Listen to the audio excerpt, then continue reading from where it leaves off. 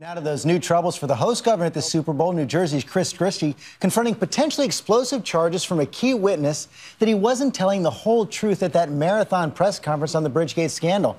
Christie pushing back hard overnight, and ABC's Rena Ninan has all the latest.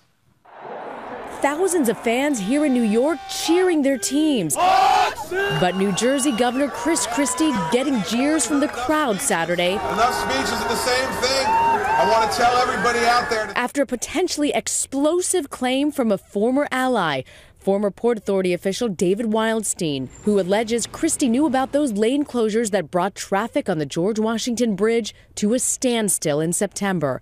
In a letter Friday, Wildstein's lawyer wrote, evidence exists tying Mr. Christie to having knowledge of the lane closures during the period when the lanes were closed. But Christie's office is fighting back, sending an email to supporters Saturday obtained by ABC News, attacking Wildstein's background and credibility. The message concludes, David Wildstein will do and say anything to save David Wildstein. And the statement repeats Christie's claim that he had no involvement in the lane closures. I had no knowledge of this, of the planning, the execution, or anything about it. And then I first found out about it after it was over. But the investigation continues. On Monday, newly subpoenaed documents are expected to be turned over to the state legislative committee examining the traffic scandal. While Christie has not been subpoenaed, much like the final score of tonight's game, his political future is still unknown. For This Week, Rena Ninan, ABC News, New York. Thanks, Serena. Now let's bring in our headliner, top Republican Congressman, former candidate for Vice President Paul Ryan. Thank you for joining us this morning, Congressman. Lots to talk about the fallout from the State of the Union, legislative battles ahead. But let's begin with these new charges against Chris Christie. You see the Democrats already out with an online ad this morning. With all these investigations swirling around him, are you confident he can continue to run the Republicans Governors Association and be an effective spokesman for your party? I am confident. I consider Chris Christie a friend. I think he's been a fantastic governor. Right now, all we know is one person's word against another. You can't base any conclusion on such a thing. And so unless something else is known or made clear, I don't see why you would change what's going on right now. I don't think he should step down because nothing has been proven, and you always give a person the benefit of the doubt in those kinds of situations, in my judgment. Okay, let's turn to the President's State of the Union this week. He called for Congress to act, but also made it very clear that he would use executive orders to advance his agenda. Let's take a look.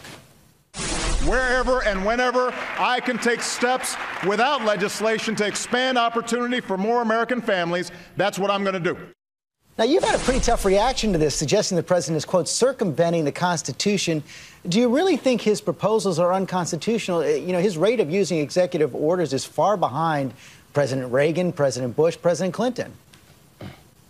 It's not the number of executive orders, it's the scope of the executive orders. It's the fact that he's actually contradicting law, like in the healthcare case, or proposing new laws without going through Congress, George. That's the issue. So you think he's violating the Constitution? We have an increasingly lawless presidency. We have an increasingly lawless presidency where he is actually doing the job of Congress, writing new policies and new laws without going through Congress. Presidents don't write laws, Congress does.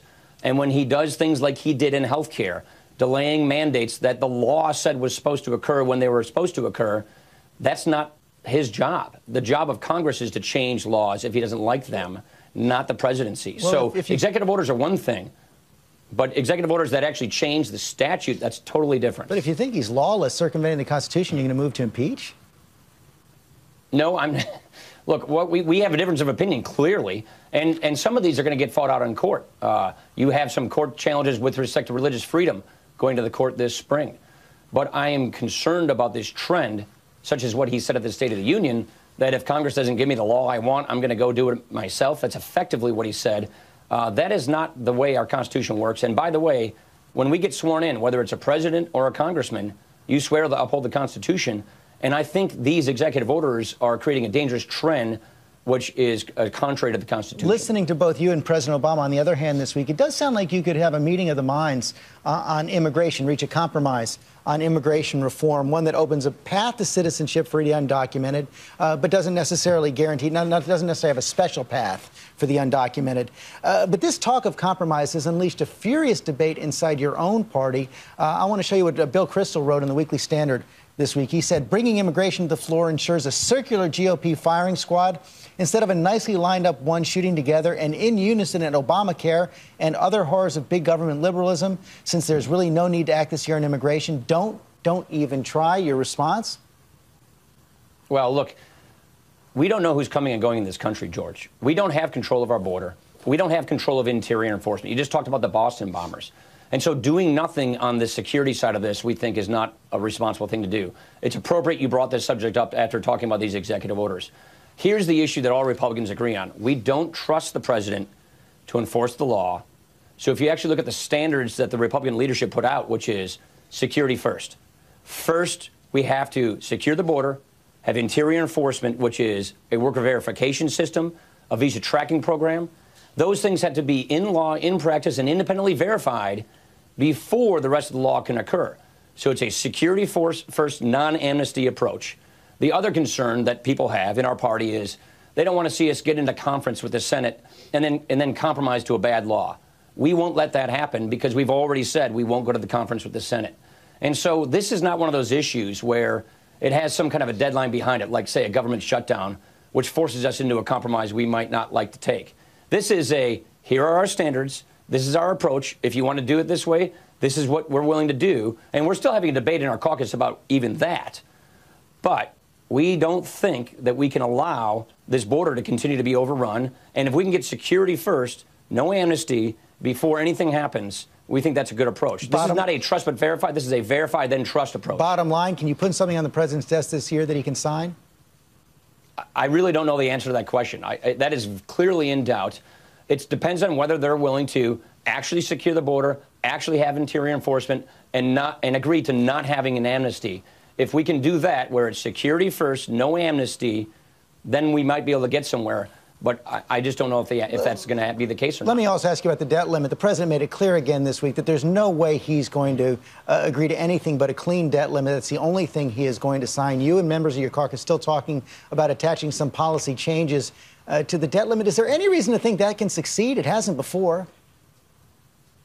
Well, I think that we have had policies attached to the debt limit before. That's actually more the case than not. Usually, whoever a president is, whoever's running Congress, there is policy attached to the debt limit. So that's not a new idea. What we don't like is this idea of continually rubber stamping debt limit increases without acknowledging the problem that got us into debt in the first place. The challenge we have is this president has never proposed to ever balance the budget, let alone pay off the debt. He's been fiscally reckless, in our opinion, and we think we should take some steps in the right direction. And the thing is, we know that there are Democrats who agree with us in the Senate. And so we'd like to look at what are those things we can do to take a step in the right direction with jobs, the economy, getting this deficit under control, while we deal with the fact that our deficit's out of control. But as you know, the president's not going to sign that. I want to ask you a final question about some recent comments you made about Pope Francis. You praised him for taking on the debate about poverty, but also seemed to dismiss his pretty piercing critique of capitalism, suggesting he really doesn't understand it. This is what you said to the Milwaukee Journal. The guy is from Argentina. They haven't had real capitalism in Argentina. Was that a little too flip? No, not at all. I think they have crony capitalism in Argentina where you have real exploitation. That is not the free market. That's crony capitalism. We're starting to see some crony capitalism here in America. What I'm excited about the Pope's comments is he's inviting a debate. He's not settling the debate. He's inviting the debate. And he is asking lay Catholics to say how we would actually tackle these problems and bring the poor in, stop isolating the poor. These are good things. I think he's starting a fantastic debate. And if you look at his comments very closely, he always talks about the welfare mentality. He always talks about the welfare state and how we have to avoid creating a welfare state. Bring the poor in, create upward mobility, and free enterprise that gives opportunity to everybody, no matter who they are and where they are in life and in America. That's what we're for. He's invited this debate, and I think it's a fantastic conversation. You don't think he'd endorse your budget, do you? Of course not. I don't think he's a pope. Popes don't endorse budgets. Popes say, let's have a conversation about how to fix the broken status quo, how to bring the poor in, how to not have a welfare state, and how to produce upward mobility. Popes don't endorse actual legislative changes or budgets like that. Congressman, thanks for your time this morning. It's going to be an interesting debate. Thank you, George.